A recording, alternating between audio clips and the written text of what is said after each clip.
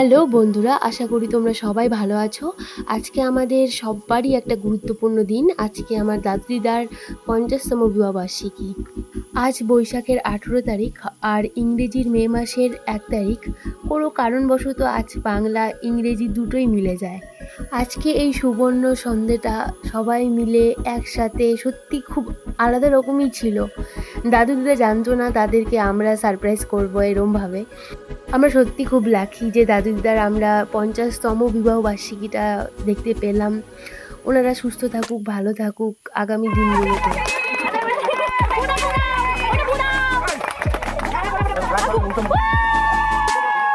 সত্যি দাদু-দিদাদের এত মিষ্টি লাগছে দেখতে। আর সবাই মিলে এত মজা করেছি আমরা। শুধু মাসিকে মিস করছিলাম, মাসি কোনো কারণবশত আসতে পারেনি। মাসি আসলে আনন্দের পুরো কোটাটাই ভর্তি হয়ে যেত।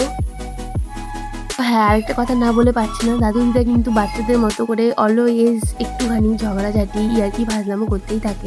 তোমরাই দেখো কি সুন্দর করে কেক খাইয়ে দিয়ে আবার গালের মধ্যে লাগিয়ে দিবে, এটা জেদ করছে। দেন দাদুরও মনে হলো না কেকটা আমিও লাগিয়ে দিব, সত্যি তাই করলো। প্রচুর মজা করছিলাম আমরা। কি সুন্দর করে মিষ্টি করে আবার দাদু আশীর্বাদ করছে, দেন দিদিদের প্রণাম করলো। সব শেষে দাদু দিদাকে শাড়ি গিফট করলো। তারপর আমার মা দিদা দাদুকে শাড়ি গিফট করলো।